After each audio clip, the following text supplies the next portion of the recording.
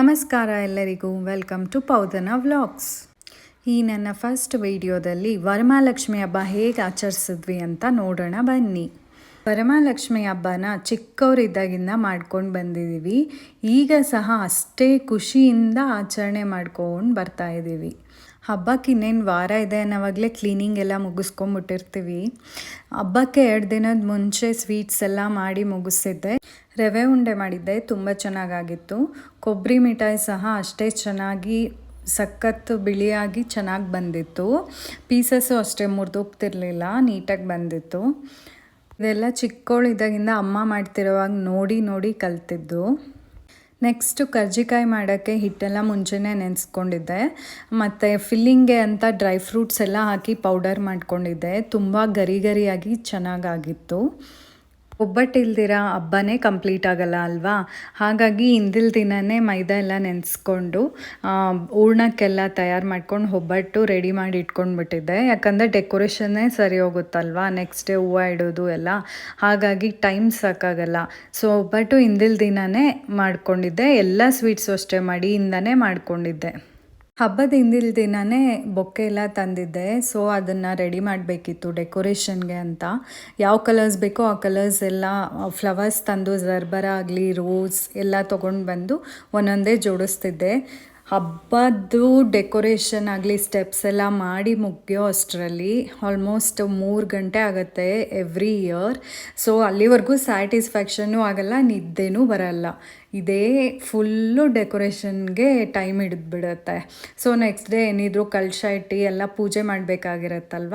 ಹಾಗಾಗಿ ಹಿಂದಿನ ದಿನವೇ ಎಲ್ಲ ಜೋಡಿಸ್ಕೊಬಿಟ್ಟಿರ್ತೀವಿ. ಮಡಿದೇನಿರುತ್ತೆ ಅದೆಲ್ಲ ನೆಕ್ಸ್ಟ್ ಡೇ ಹಬ್ಬದ ದಿನ ಮಡಿ ಮಾಡಿಕೊಂಡು ಜೋಡಿಸ್ಕೊಳ್ಳೋದು.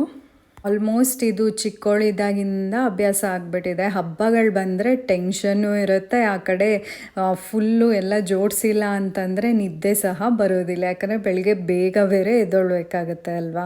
ನಾವೇ ಈ ಥರ ಎಲ್ಲ ಡೆಕೋರೇಷನ್ ಮಾಡಿದಾಗ ಫೈನಲ್ ಲುಕ್ ನೋಡಿದಾಗ ಎಷ್ಟು ಸ್ಯಾಟಿಸ್ಫ್ಯಾಕ್ಷನ್ ಅನಿಸುತ್ತೆ ಅಲ್ವಾ. ಮನಸ್ಸಿಗೆ ಒಂಥರ ಖುಷಿ ಮತ್ತು ನೆಮ್ಮದಿ ಸಿಗುತ್ತೆ. ಇಷ್ಟೊಂದೆಲ್ಲ ಕಷ್ಟಪಟ್ಟರು ಎಷ್ಟು ಚೆಂದ ಕಾಣ್ತಿದೆ ಅಂತ ಅಲ್ವಾ.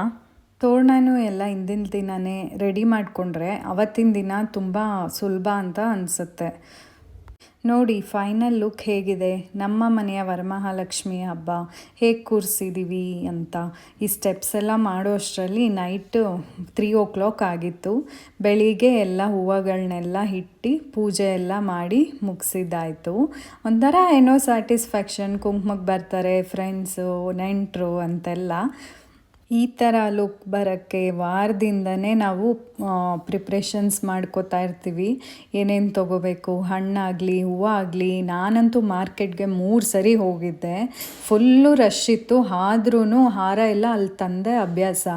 ಸೊ ಮೈಸೂರು ಮಾರ್ಕೆಟ್ಗೆ ಹೋಗೋದು, ತರೋದು, ನೋಡಿದ್ದೆಲ್ಲ ತೊಗೊಬರೋದು. ಸೊ ಇದೇ ಆಗಿಬಿಟ್ಟಿತ್ತು ವಾರದಿಂದನೂ. ಅವತ್ತಿನ ದಿನ ಆ ದೇವಿನ, ಆ ದೇವರ ದರ್ಶನ ನೋಡಿದಾಗ ಇಷ್ಟು ಚೆನ್ನಾಗಿ ಮಾಡಿದ್ದೀವಲ್ಲ ಅಂತ ಎಷ್ಟು ಸ್ಯಾಟಿಸ್ಫ್ಯಾಕ್ಷನ್ ಆಗುತ್ತೆ ಅಂದರೆ ಅದಕ್ಕೆ ನೋ ವರ್ಡ್ಸ್ ಅಂತಾರೆ ಅಲ್ವಾ. ಎಲ್ಲರ ಮನೇಲೂ ಹೀಗೆ ಅವರು ಹಿಂದಿನ ದಿನ ಮಾಡಿ ಮುಗಿಸಿ ಪೂಜೆ ಮಾಡಿದಾಗ ಅದು ಪಾಸಿಟಿವ್ ಎನರ್ಜಿ ಇರುತ್ತಲ್ವ. ಅದು ಹೇಳ್ಕೊಳಕ್ಕೆ ಯಾರಿಂದನೂ ಸಾಧ್ಯ ಇಲ್ಲ. ಅದು ಅವ್ರು ಫೀಲ್ ಮಾಡಿದಾಗೆ ಗೊತ್ತಾಗುತ್ತೆ ಅಲ್ವಾ. ನನಗಂತೂ ಲಕ್ಷ್ಮೀ ಹಬ್ಬ ಅಂದರೆ ಹೋಮ್ ಫುಲ್ ಆಫ್ ಡೆಕೋರೇಷನ್ಸ್. ಎಲ್ಲಿ ನೋಡಿದ್ರು ಡೆಕೋರೇಷನ್ ಮಾಡೋಕ್ಕೆ ಇಷ್ಟ. ನಾನಂತೂ ಎಲ್ಲ ಕಾರ್ನರ್ಸಲ್ಲೂ ಹೂವು, ಉರುಳಿಯಲ್ಲಿ ಹೂವು ಇಡ್ತಾ ಇರ್ತೀನಿ. ಅದು ನೋಡಿದಾಗ ಏನೋ ಒಂಥರ ಪಾಸಿಟಿವ್ ಎನರ್ಜಿ, ಫೆಸ್ಟಿವಲ್ ಲುಕ್ ಕೊಡುತ್ತೆ ಅಲ್ವಾ. ಹಾಗಾಗಿ ಸೊ ಹೂವು ಮಾತ್ರ ಅದೆಷ್ಟು ತಂದು ಹಾಕ್ತಾ ಇರ್ತೀನಿ ಹಬ್ಬದ ಟೈಮಲ್ಲಂತೂ. ಎಲ್ಲ ಕಡೆ ಇಡ್ತಾ ಇರ್ತೀನಿ. ನನಗೆ ಹೂವು ಇಡೋದಂದರೆ ಸಿಕ್ಕಾಪಟ್ಟೆ ಇಷ್ಟ. ಏನಾದರೂ ಡಿಫ್ರೆಂಟಾಗಿ ಡೆಕೋರೇಷನ್ ಮಾಡೋಣ ಅಂತ ಈ ಬ್ಯಾಂಬೂ ಮಾಡ್ತಿರ್ತಾರಲ್ಲ ಅವ್ರ ಹತ್ರ ಹೋಗಿ ಬಿದ್ರಿಂದು ಪುಟ್ಟು ಬುಟ್ಟಿ ತೊಗೊಂಡು ಬಂದಿದ್ದೆ. ಅದರಲ್ಲಿ ಚೆಂಡು ಹೂವು ಇಟ್ಟರೆ ಚೆನ್ನಾಗಿರತ್ತೆ ಡೆಕೋರೇಟಿವ್ ಆಗಿ ಅಂತ. ತುಂಬ ಚೆನ್ನಾಗಿ ಕಾಣ್ತಿತ್ತು. ನನ್ನ ಮಗಳೂ ಸಖತ್ ಹೆಲ್ಪ್ ಮಾಡ್ತಾಳೆ ಡೆಕೋರೇಷನ್ ಮಾಡೋಕ್ಕೆಲ್ಲ. ಸೊ ಪೂಜೆ ಎಲ್ಲ ಮಾಡಿ ಆರತಿ ಎಲ್ಲ ಮಾಡಿ ಮುಗಿಸ್ದೆ. ಅಷ್ಟರಲ್ಲಿ ಒಬ್ಬೊಬ್ಬರೇ ಕುಂಕುಮಕ್ಕೆ ಬರ್ತಿದ್ರು. ನನ್ನ ಫ್ರೆಂಡ್ ಪ್ರಗತಿ ಅಂತ. ಸೊ ಆಲ್ಮೋಸ್ಟ್ 6 ಇಯರ್ಸ್ ಆಗಿತ್ತು ಮೀಟಾಗಿ. ಕುಂಕುಮಕ್ಕೆ ಕರೆದಿದ್ದೆ, ಬಂದಿದ್ದರು. ಸೊ ಸಖತ್ ಖುಷಿ ಆಯಿತು. ಸೀರೆ ಉಟ್ರೇ ಹಬ್ಬಕ್ಕೆ ಕಳೆ ಅಲ್ವಾ. ಸೊ ಈ ಸೀರೆ ಬಂದು ಮೈಸೂರು ಸಿಲ್ಕ್. ಇದು ನನ್ನ ಅತ್ತೆ ಸೀರೆ. ಆಲ್ಮೋಸ್ಟ್ 20 ಇಯರ್ಸ್ ಹಳೆ ಸೀರೆ ಇದು. ಕಲರ್ ಕಾಂಬಿನೇಷನ್ ನೋಡಿ ಎಷ್ಟು ಚೆನ್ನಾಗಿದೆ ಅಂತ. ನನಗಂತೂ ಸಖತ್ ಇಷ್ಟ ಈ ಸೀರೆ ಅಂದರೆ, ಹಾಗಾಗಿ ಉಟ್ಕೊಂಡಿದ್ದೆ. ಎಲ್ಲರೂ ಹೇಳ್ತಿದ್ರು ತುಂಬ ಚೆನ್ನಾಗಿ ಕಾಣ್ತಿದೆ ಅಂತ.